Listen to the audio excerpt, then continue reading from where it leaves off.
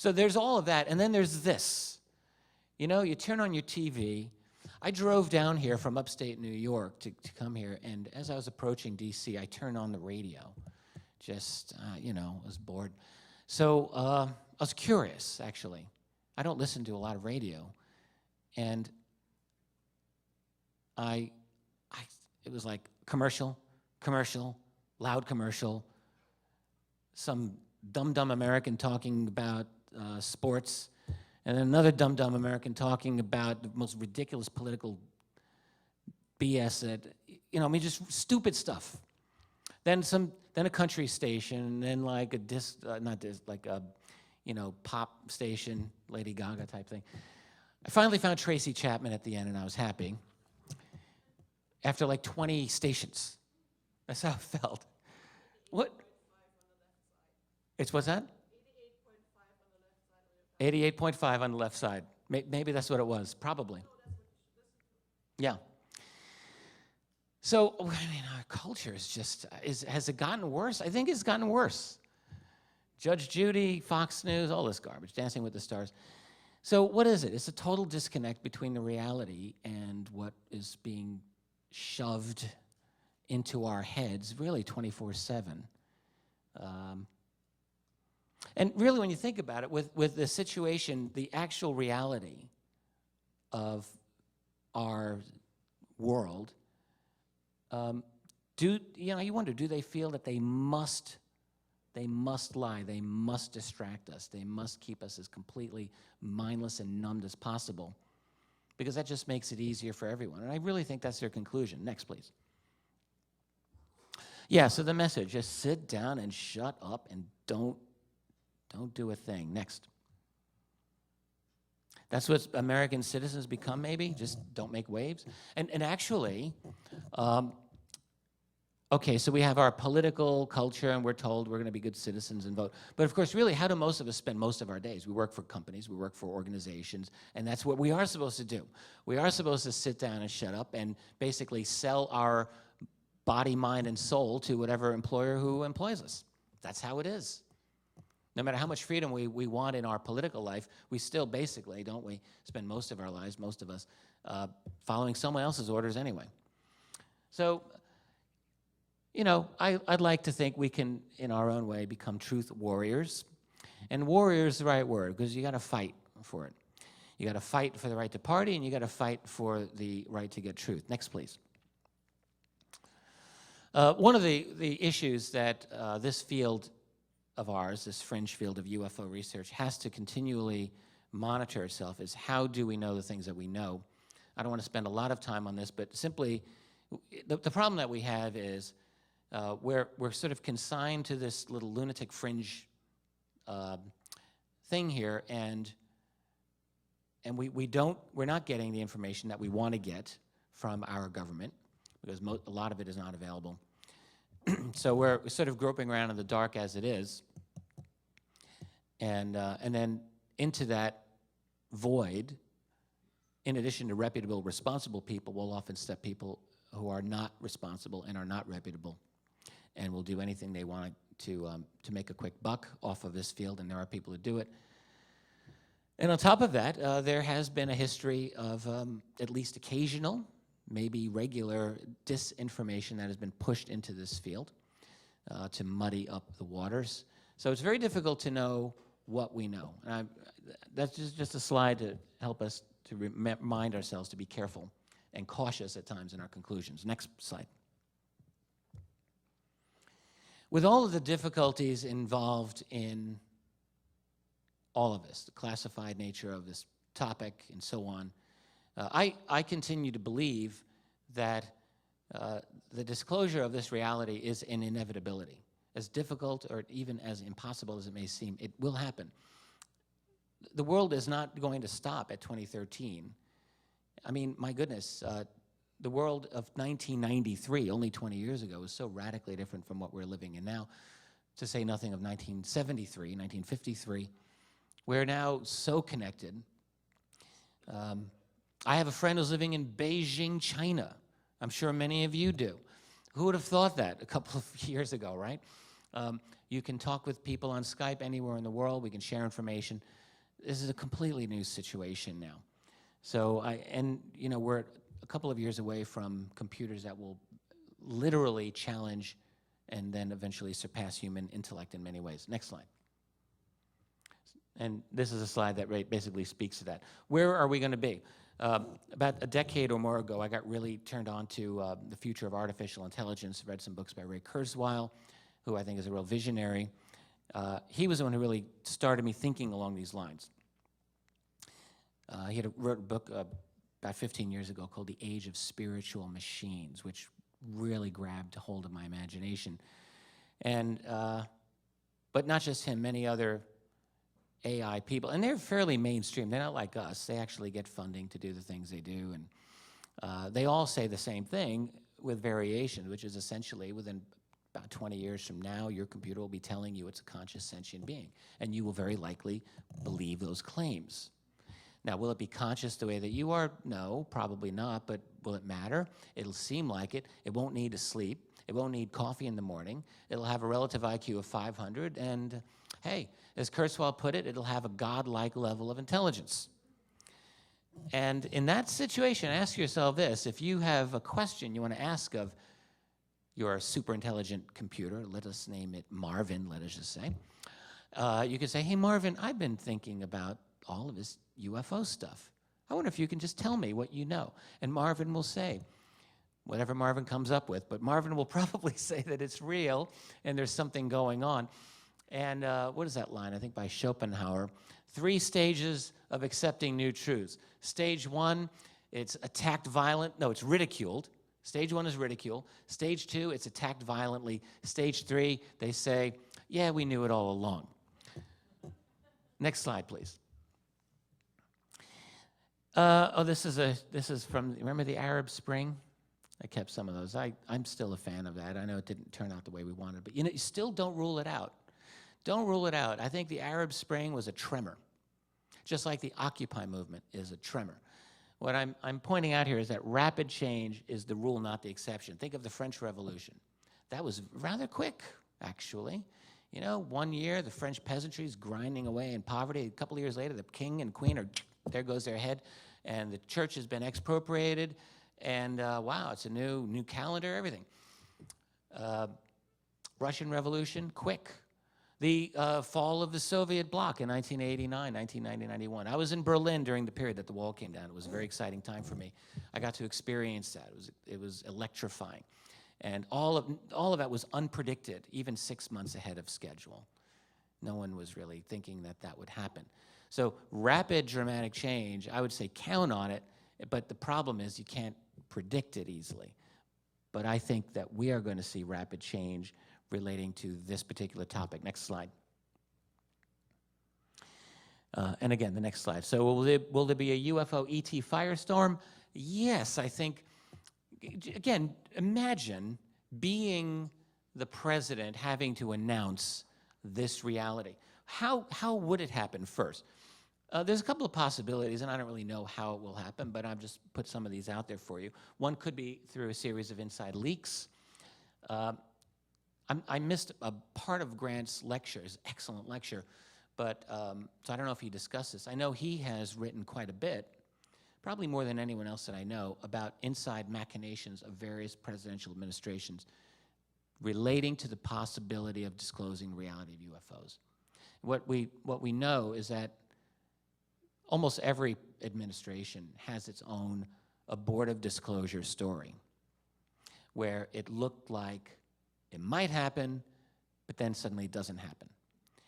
So the point, and I also spoke to a gentleman, high-level retired CIA, said to me, this is a man who briefed former US presidents, said to me that this topic, the disclosure topic, comes up every like 5 years or so. Like someone raises it. In other words, the question being, how do we handle this? I mean, is it time for us to consider releasing information so that this gets out to the public? And interestingly, maybe not surprisingly to you, one of the big obstacles that some of these groups have discovered. In other words, these groups and subcommittees and, different people working on different aspects of the problem. One of the problems is lawsuits. I mean, something as prosaic as that, and not just simply citizen class action suits, which is an issue, but corporate lawsuits.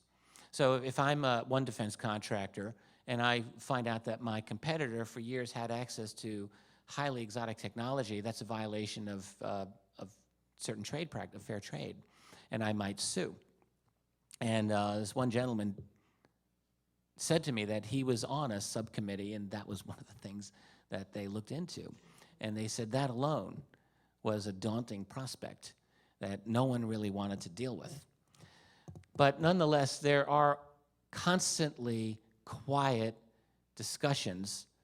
I don't want to say constant. There are periodic quiet discussions that seem to be taking place on this, and you never know. So there could be a leak. And by the way, we're now in the era of WikiLeaks. That didn't exist 10 years ago. Next slide. And there we go. And in fact, yes, WikiLeaks I referred to. WikiLeaks cables did help to spark the Arab Spring, turned out. Basically, a lot of the U.S. diplomatic cables talking about the gross corruption of the Tunisian government got a lot of people angry, and that helped spark things. Next, please. One of the things that I've often believed could spark a disclosure event would just be a major event or sighting. And I realize we've had major events, we've had sightings for years, but we're in a different era now. I mean, I've got my little iPhone, and you got yours, your Droid or your iPhone, with good video. There are new versions coming out all the time. Will there be a version of a phone that has infrared or IR or something like that?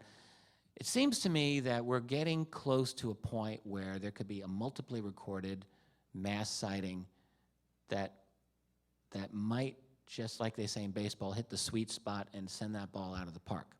I think it's a possibility. And now, next slide. The problem with my theory on that is this right here. That's a really cool looking video over London. It's a complete hoax.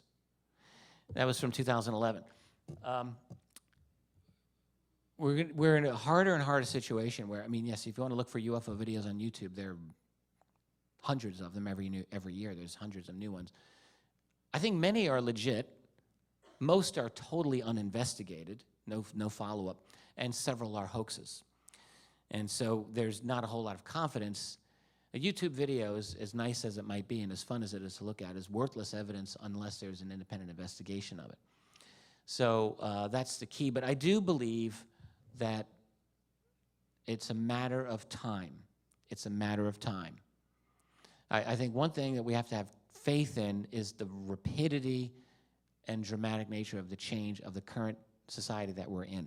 There has never been any society that's had the kind of rate of change that we're going through right now. And we kind of forget sometimes because today feels like yesterday and tomorrow's going to feel like today. But when you go through a couple of years and look back, you can see. We all can. Next slide. So, all right, so let's say that something happens and it forces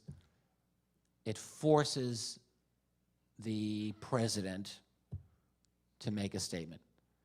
In my book, AD After Disclosure, my co-author and I hypothesized that it would be a major sighting over Montreal. Why Montreal? We almost threw a dart on the map of the globe. Montreal, why not? It's a good city. I have nothing against Montreal. So if there's a sighting there or a sighting somewhere else that cannot be denied, at a certain point it could get some traction, right? So now you got to make your statement. And this is not the easiest thing to do. First thing, damage control and spin control. This is key. And then certainly stalling as long as you can before you need to say what you need to say. Because after some of the things that I've just been describing, next slide. There's going to be a lot of difficult questions. That's why. President says, well, apparently some UFOs are actually not from our civilization. If you were at the panel yesterday, I think I made a joke. I said I wouldn't want to be the president if I had to make that statement, because what I'd want to do is Yes, some UFOs apparently are real. I'm going on vacation. I'll see you all in 6 months. That's what he'd want to do because there's a lot of very uncomfortable questions. First of all, you're going to have to deal with the people who are just going into panic mode. Are we safe? Who are these other beings?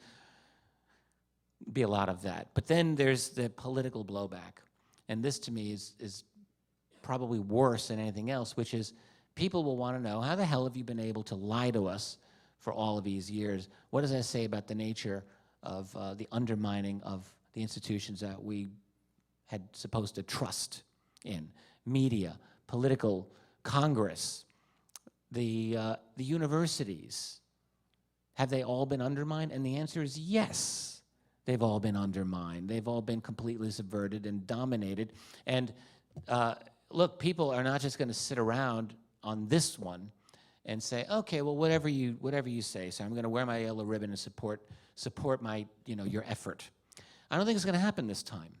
Now, maybe it will. Maybe people will be just so cowed, so zombified, on their pharmaceuticals and their horrible American food, that they'll just sit around and they'll watch everything on the TV like everyone did in Boston the other week. Really, okay? So maybe they'll just do that, and they'll say, yes, shove that, shove that interpretation of yours into any orifice you want. I'll just take it like a good American. But I think a lot of people will not take it, and there's going to be a lot of angry people. And there will be some journalists who realize that they're going to become heroes, and they're going to dig into this. And they'll have the ability, and they're going to get some answers. So all of these questions, this is going to be a very difficult thing. And then, of course, the bottom line, what is the status of our secret technology? Of course someone's going to ask that question. It's just a matter of filling in one logical, blank after another. They're going to get to that. It'll be all of 15 minutes. And then ultimately, people will, as they always do, they're going to say, well, what do we do? And these are hard questions because do you think the president really knows? Even after he gets briefed, do his briefers really know? Maybe they're as confused by aspects of this as we are. Maybe that they've concluded that they're dealing with an intelligence that is vastly beyond anything that they know how to handle, and maybe they don't have the answers, so they may not know what to say. So next slide. Ditto with who are they? Just something as simple as who are we dealing with? Even among UFO researchers who take this seriously, they don't agree. No one really. Are they extraterrestrial? Are they from another dimension? That's become a very popular go-to position. And then there's some others that are maybe less discussed, but they're out there. Are they a lost civilization? Are they intelligent machines in some way? Some of these you can mix and match them and combine them. Are they angelic or demonic, like is the biblical interpretation the accurate one here? Are they time travelers? I will say this, a number of them look perfectly human. There's some very, very odd stories that I've come across of beings. They look like you and me, but they're not like you and me. They've got telepathic capabilities. I'm glad that Grant talked earlier about consciousness being key to all of this. He and I have gone through a very similar evolution in this, I think. I too have come to that conclusion. But one of the key things about this phenomenon is you find when there are interactions, there is an odd telepathic nature to some of these. Here's a real tough question. How will we know post-disclosure who and what these beings really are? Unless the president can put a gray alien right here on the podium next to him, and you can see and shake his hand, and that may not happen. That may not happen. So we're going to be in a similar position of uncertainty and argument and debate that we are now, only it'll be worse. It'll be worse. Next. And how will all that be resolved? And the same thing with their intentions. That's even more of a nightmare. Do they like us? Do they not like us? Do they care? Maybe they don't care about us. What do they want? Do they want our DNA? Well, they seem, at least reports from alleged abductions seem to indicate that they're interested in our DNA. There are some other much less savory and more unsettling possibilities that have come up in the encounter research, let's say, where they're interested in our bodies and our souls. Maybe not in a demonic way, but hey, who knows how true these are? I don't know. Are they interested in our world in some way? Well, maybe they're interested in preserving our world. That would be nice. Maybe they're interested in using our world. The late remote viewer, Ingo Swann, had the insight that they treated Earth like a supermarket. Let's go to Earth and get some water. That was one thing he came up with. We don't really know, and the question is, how will we know what their intentions are? If they're not necessarily, even if they told us. One of the things that I try to remind other researchers is, even if someone gets what they believe is a truthful ET message, does that really mean it's truthful? If we went back in time only 1,000 years ago to a totally human society, medieval Europe, let's say, all right, ask yourself, really. You find the smartest person in that society, and how much about our society could you tell them? Could you tell them about a laptop computer? Don't think so. You might be able to tell them that the Earth goes around the sun and not the other way around, and his head might just like almost explode right there. You might be able to, I don't think you'd be able to tell them about germs, probably not, or the age of the universe, or, there's only so much that you could probably tell these people without their whole society just collapsing. And that's if you have their best interests at heart. If you really wanted to screw with them, you could convince them that you're some kind of god or angel or whatever, if you want to have some fun. So what I'm saying is that whoever these other beings are might not be able really to, they might not be able to tell us very much, even if they had our interests at heart. So it would be very difficult for us to know things, even with disclosure. Next slide. Oh, and let's not forget the untidiness in the world that will come in the wake of it. What would happen in the Middle East after there's a disclosure announcement, where all the oil is? Suddenly, people will realize this could portend the end of petroleum. And of course, I think we all realize that we have to end petroleum. We hate petroleum, but we love petroleum because we need it, but we hate it. And we also realize that in the long run, the true long run, that petroleum is not going to be a viable source of energy for human civilization to move on to whatever it's supposed to do that's going to be better than this. It's going to have to go away. And implicit in the UFO phenomenon is the end of petroleum as our primary source of energy. I believe this. I think many people do. So will there be massive unrest politically around the world? In the US? Yeah, I think so. They talk about Occupy Wall Street. How about Occupy Area 51? Occupy Wright-Patterson Air Force Base? Do you just think, maybe older people might not do this, but do you think people under 30 might? I think they might. I think they absolutely might. And I think that what you'd be very likely to see would be kind of a 21st century repetition of the 1960s, in the sense of you have certain great cultural shocks occur, and young people are going to realize that all the values that we have been living with all these years are complete BS, and they're not going to accept it, and they're going to say, screw you, and I'm going to take some ayahuasca, and I'm going to have my spiritual journey, I'm going to find the snake people, and I'm out, man. I'm out.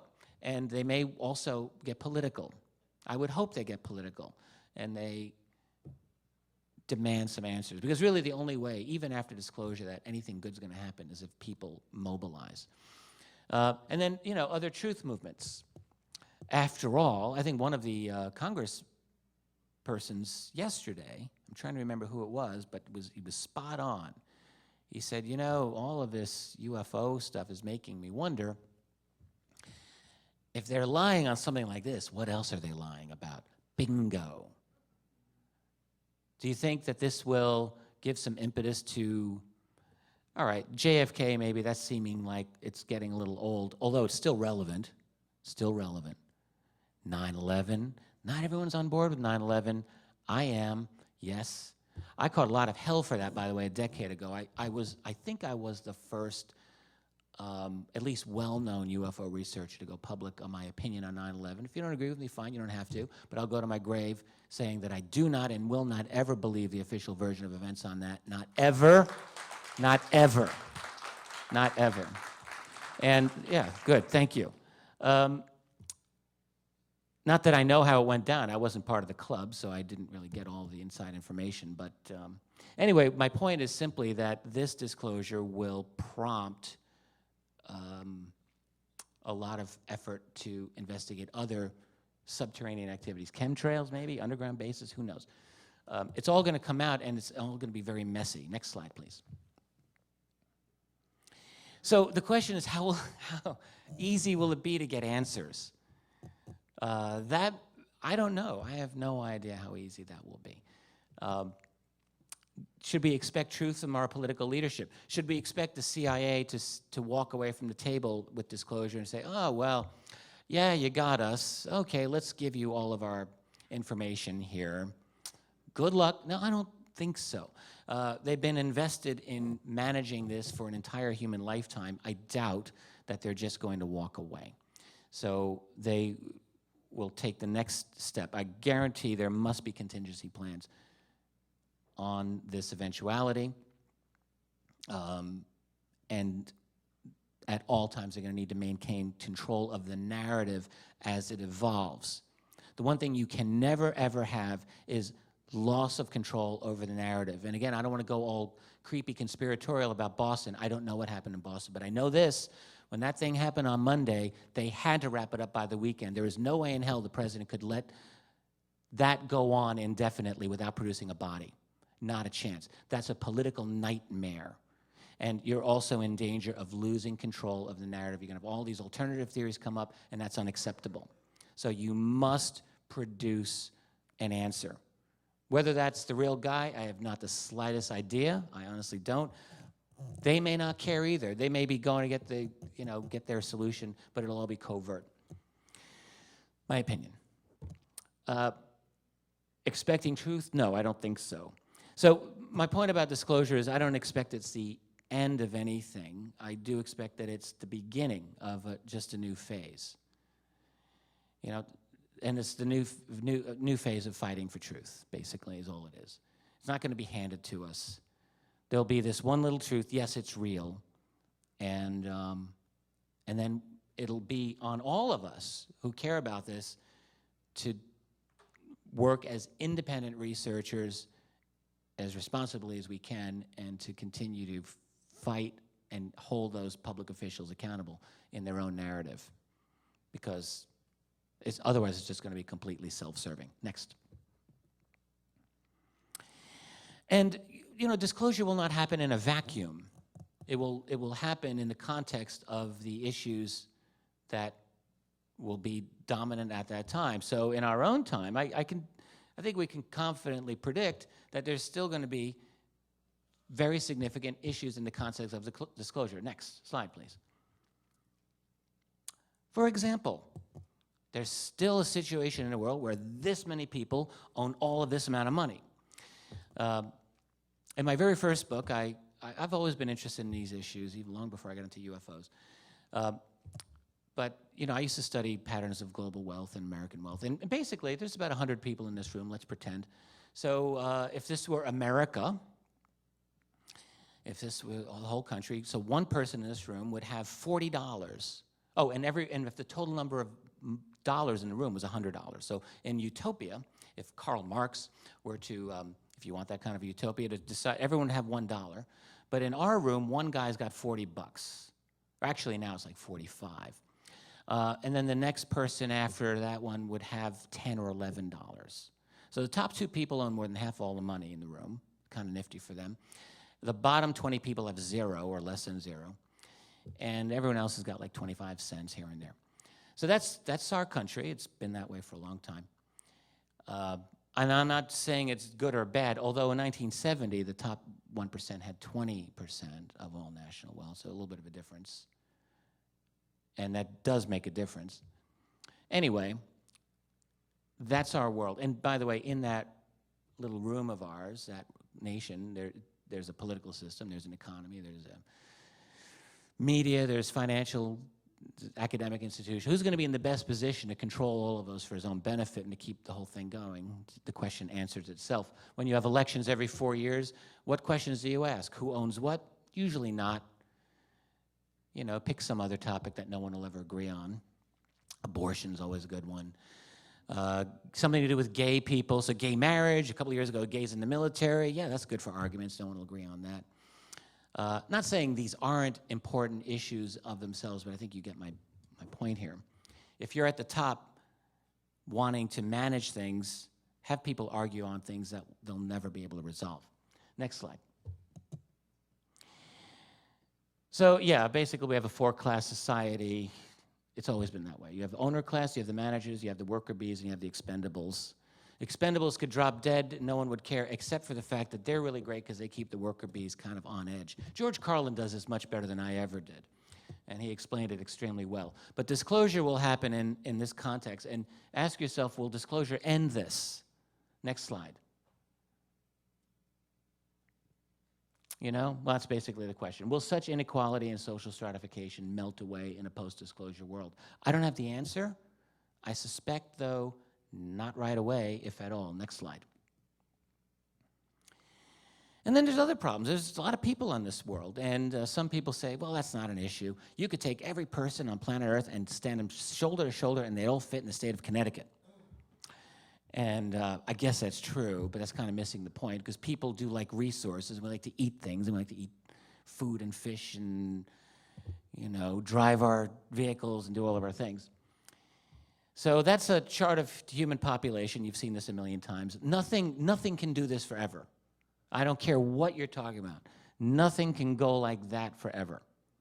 At some point, just like the song says, something's got to give. Next slide. Global eco-disasters. We're going to be dealing with the results of those for many, many years. Next slide. Water. I'll get into that now. Water is a real problem. Next slide. This is a picture of the Aral Sea. What is the Aral Sea, you might ask? Next slide. That was the Aral Sea. It's in Russia. That was the Aral Sea about 25 years ago, and on the right is the Aral Sea just a couple of years ago. It was the fourth largest body of fresh water in the world once upon a time. And due to gross, incomprehensibly criminal human mismanagement, there it goes. Next slide. Deforestation, of course, we all know this is a big problem. Hit that slide, please. All in the search of the perfect hamburger is what that's all about. Next. Coral bleaching, if you don't know about this, it's scary. You'll lose sleep over it. Basically, it's a tremendous damage to the ocean's fundamental ecosystem infrastructure, and it can get really, really bad. Next slide. Overfishing. This has nothing to do with energy. This has nothing to do with pollution. This is just human beings running around the world like termites, eating everything up. There's 7 billion of us, after all, and we're now at the point where almost 3/4 of the world's fish species are either fully exploited or depleted, and fish stocks are collapsing worldwide. This is a serious problem. Disclosure, again, happens in the context of these types of problems. Next slide. We're almost done here with this whole kind of a downer, I realize. Species extinction. Unless anything changes rapidly, you could say goodbye to all of these species in the next century and many, many others. We're in massive species extinction wave right now. Next slide. And the food crisis. All of these are interrelated, obviously. Food prices spiking. 1 billion people are going to go to bed hungry tonight. Depletion of water. Oil is a big part of this. GM crops now, they're getting into the mix. You can't leave them out. They want to create super weeds, which they're doing wonderfully, which are ruining agriculture in much of the world. Colony collapse disorder, all of these are interrelated, all of it. Hit the next slide, because this is important. And this is why all of this matters, because the global demand for food is going to double. It's expected to double in the next 50 years. Ask yourself, how the hell are we going to do that? How is that supposed to happen? It's not going to happen. Thank you. Nuclear issues. Next. It's just, you know, more depressing stuff. And the global financial crisis. You can hit that, please. There's the flame. there goes the dollar, there goes the euro. What's next? So, okay, enough of that. Now let's go back to disclosure. Political choices. Back to being the president. You're the president. So here's what's going to happen. This I really think I'm right on. President is going to have a moment. Now, the president may well make the wrong choice, but there's going to be a battle out on the open, and the battle's going to be between the people, that's us, and those people who have quietly been managing this problem the best they can. We can call them the breakaway civilization or the secret keepers or whoever. And the president, who we all know was put into power by, whether it's David Rockefeller or his minions or those people, the breakaway people, they're all the same, is going to have to decide. It's the moment of truth. And he or she may make that wrong decision and side with them. It's probably the case, but there's always a chance that someone can try to be a hero and side with the people. And if the president were to do the right thing and side with the people, what would that president do? Next slide. This is my suggestion, all right? Because disclosure is an opportunity. It's an opportunity truly to create the world that we know we want, the world that we know we should have. Reclaim, now hear me out, full constitutional authority in the name of the people. And I mean against the black budget society that is essentially lawless, that is privatized, that has run away with this technology and is answerable to no one. Creating a new formalized structure of power that needs to be in place to meet this challenge. Let's call it a global federalism. You know, 200 plus years ago, when the United States was new, we started out with a confederacy, if you remember, the Articles of Confederation. And it didn't work very well. And the reason it didn't work well is because all those states wanted their independence from each other. They had their own currency, they had their own taxation policies, they had their own foreign policy, they had their own tariff policy. Massachusetts had a tariff, Rhode Island didn't. So there goes Massachusetts' tariff, because you just go into Rhode Island, you know, Massachusetts gets screwed. Nothing was working. They were ripe to be plucked off by powerful European forces, militaries. It was going to collapse. And what did we end up with? We ended up with really the most brilliant political compromises and vision that would have been possible. We created a federalized structure that really did create a wonderful system of checks and balances. And it worked for a while. Of course, they forgot about slavery. There's a little bit of an oversight there. But otherwise, it was a pretty good deal, and it worked pretty well. And if you look at the world around us now, I mean, you know, yesterday, I think Danny Sheehan said a phrase that I would not have ever said, and I think it was somewhat, I would say it was a slightly unfortunate phrase, which was relinquishing sovereignty. We have to relinquish sovereignty. That's really a bad thing to say in any situation, and I'm not saying that. But I do think that we've gone through a transformation since the 1980s, and it's the globalist transformation. You don't have to like it, but it's here, that's it.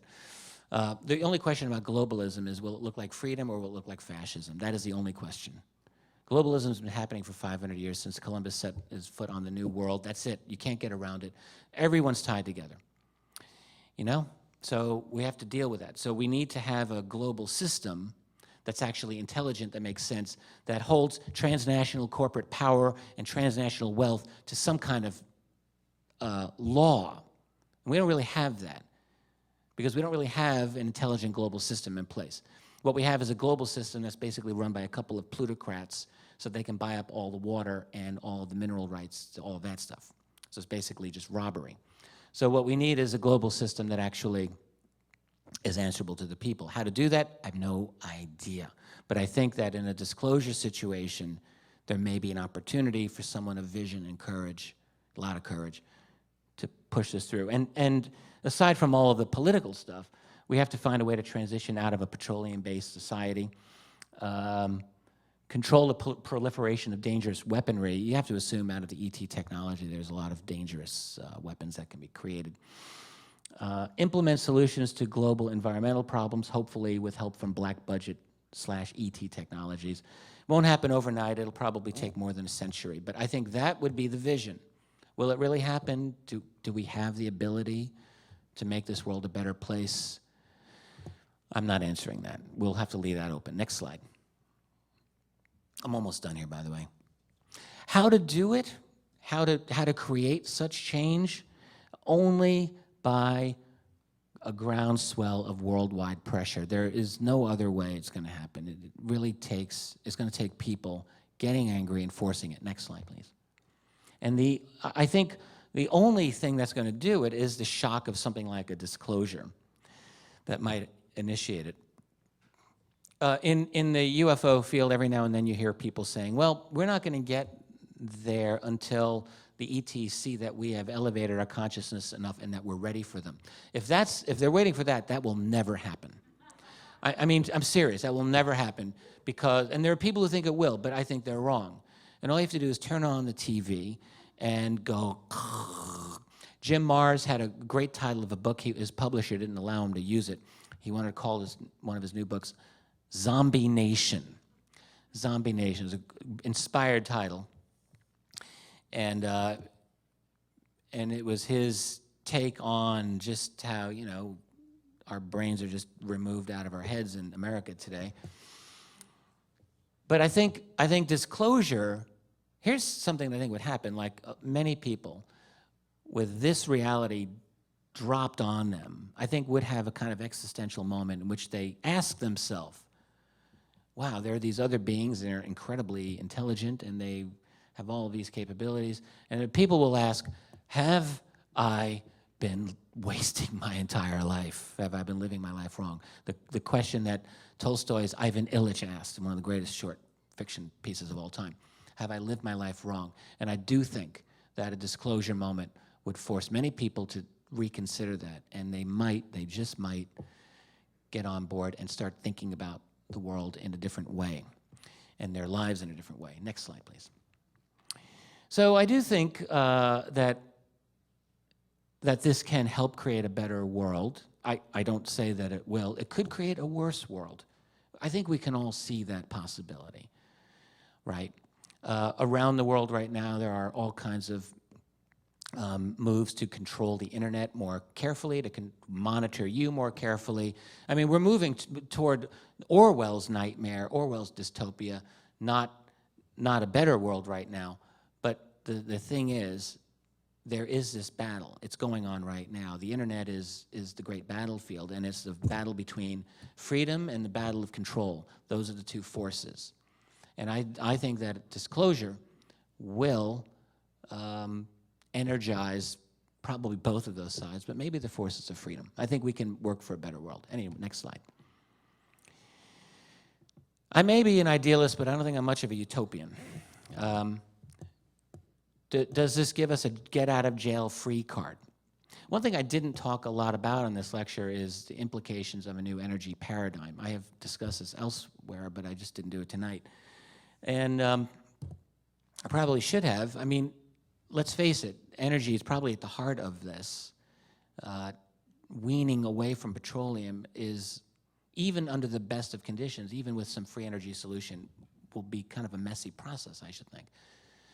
But even with free energy, does that solve all of our problems? It would be nice to be able to heat your home for free forever with a free energy device. But we're moving into an era in which contemporary technologies are enabling everyone to be they can be kind of crazy and kind of scary. I don't know if you would trust all of your neighbors with free energy. You could make a lot of really crazy things with it. 3D printing, by the way, is on the way, and that's going to revolutionize our world. 3D printing. Is anyone familiar with this? I'm sure some people are. Yeah. Yeah, 3D printing. Think Star Trek Replicator, and you're onto it. What that's going to do, this is a little off to the side, but that's going to do to manufacturing what iPhone app, Gutenberg, I heard that, what iPhone's app developers are to the iPhone. In other words, what you're going to have are all these smart people around the world coming up with nifty inventions that anyone will be able to create. Some of it will be great, like an engine that can get 300 miles of, to a gallon of gas, or doesn't need gas. I think 3D printing actually will break the stranglehold on a lot of the suppressed technologies that have been going on for years. That's a good thing. On the other hand, there is the possibility that you could make your own fleet of drones and piss off your neighbors, or you can create other kinds of weapons of mass destruction, maybe easily. That is a concern, let's face it. So who knows how all of that will play out. Got a little off the disclosure path there, but it's just interesting to think about. So will disclosure bring the end of corporations, evil corporations? Will it bring the end of money? I have friends who think, we got to get rid of money, a moneyed economy. I can't see how that's going to happen. I don't have the vision for that, I admit. Will it end social stratification and inequality? Well, it won't if it doesn't get rid of money in corporations. Will it give us higher consciousness? We hear about this a lot, depending on how you interpret consciousness. I've never seen consciousness as a switch. Some people do, flip the right switch and turn on, and I don't know. I think of higher consciousness as a lot of hard work and meditation and dedication, but I do think that disclosure can breed higher consciousness in that regard. I do. Next slide. At least temporarily. They say shift happens. I do think, are we on a shift? Yeah, actually, I think that we are. I think 100 years from now, historians will look back on this era and they will say, this is when humanity went through its shift. I don't know if it's all going to be spiritual. A lot of people think. I think a lot of it's technological. But that will be driving changes, not just in our society, but in our physiology and our biology. If you want to look at some of the developments in biology, mapping the genome, creating cybernetic organisms, really it all could be happening before we know it. And then one of the things about 3D printing is that they're talking about 3D printing living tissue. If you want a new heart, they'll print it with your own genetic material. Isn't that nifty? Will we be creating artificial people? Or not even have to be people. They could be whatever you want to create. If you want to be a mad scientist, maybe will they be creating that? Is that what these aliens are, by the way? I've wondered this. Are they artificially created biological entities that have circuitry maybe somewhere in there, or not? Next slide. Just about done.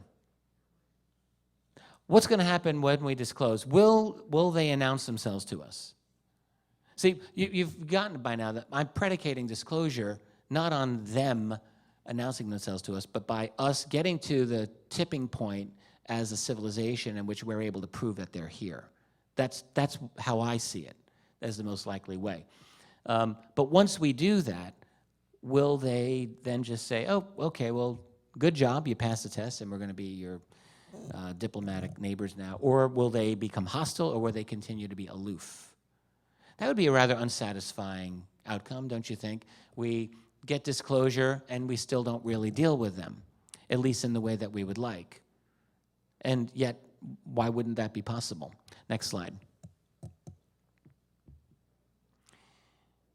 That's one of the possible ironies of disclosure. Doesn't it seem like things just never turn out the way you want them to? Every time there's a revolution, it doesn't really turn out the way the people who start the revolution plan, really. Doesn't mean that they're all failures, by the way. Even if it doesn't accomplish everything you set out, sometimes there's still a good thing. I mean, aside from the bloodshed. But, the revolutions don't really accomplish everything that they set out to. That's, I think, true. But there's other moments of irony. There's a possibility that whoever the secret keepers are, they're still trying to deal with this, and they may not be up to the game. I mean, they may be struggling almost as much as we feel that we're struggling to understand this. And after disclosure, it may take us many years to understand these other beings and their agenda. And don't you think, here's an interesting thing to consider, how the debates about them will break down depending on, say, religious orientation or political orientation. So you've got, let's say, Christian evangelists on the one hand, and you have tree-hugging, New Age, consciousness people on the other hand. So one side looks at these beings as demonic, Luciferian, the other as, galactic brothers and sisters. There is no bridge long enough to cover that divide. There just is not. So what will resolve that? Nothing will resolve that except generations, really. Nothing is going to resolve that. Unless somehow these other beings are able to provide some information that resolves it. So maybe they can give us proof that we consider persuasive. But in lieu of that, the arguments are going to be intense. And then you'll have the whole national security argument. Do we ramp up our space-based weapon systems and try to blast them out and defend Earth, Earthicans, from the evil aliens? Or do we try to reach out in more diplomatic ways? I don't know. I mean, I don't know how that's going to play out, but I can imagine that's going to be a very, very possible bone of contention in the future, and there'll be many others of these. That's the problem with disclosure. It is necessary. I mean, honestly, it has to be necessary if we're ever going to get past being like a bunch of 12-year-old, 13-year-old kids as a civilization. If we're going to be grown-ups ever, then I think we need to get this fundamental truth out there on the table, but I just don't think it's going to be the easiest thing to resolve right away. Kind of like being an adult, when you think about it. Next slide. Yes, a century from now, trying to look ahead. What will life be like a century from now? Well, I think one fundamental thing is there will be an open acknowledgement of this reality. I think by 100 years, absolutely. But I also think that we're going to be dealing with a lot of the repercussions of our world today, environmental repercussions. I don't think we'll have cleaned up the environment by then fully. Hopefully it won't be getting worse. Human society, I think, will be very different. I think human society will be alien. I believe that, like, your great-grandchildren will be in a qualitatively different world than what we are in right now. Probably one that none of us here have even the capacity to visualize. Do you realize H.G. Wells, when he wrote the War of the Worlds, it was in 1895, Wells was a genius, really, and a visionary, and actually did accurately predict a lot of future technologies. I think there were machine guns, chemical weapons, I think, a couple of other things. But here's something he couldn't predict, and this is really ironic. The Martians who land, how do they get around on Earth? They get around on these big-ass machines that have tripods that walk. So they don't even fly. They don't even have flying saucers. They don't even have aircraft. This is 1895, less than 10 years from the Wright brothers. And Wells, as brilliant as he was, could not see controlled flight. That's amazing. So 100 years from now, I have to assume we're just not going to be able to foresee human society. I just think it's going to be so radically different. Will we just be living in virtual reality matrix environment? I do wonder that. That's one of the things I think could stop disclosure, by the way. I didn't mention this, and I didn't write about it in my book. I wish I had. But when you see all these people just zoning out into, like, it's going to be virtual reality soon with full tactile immersion. I mean, fill in the blanks here. I think we can all realize we're all going to be vacationing like every week, every chance we get. Be a lot easier to do that than hang out with the family, right, where there's real people and real problems to deal with. You already see this with video games now. It's just going to get worse. And will we do it as different biological creatures? Will there be variations of humanity? We've mapped the human genome.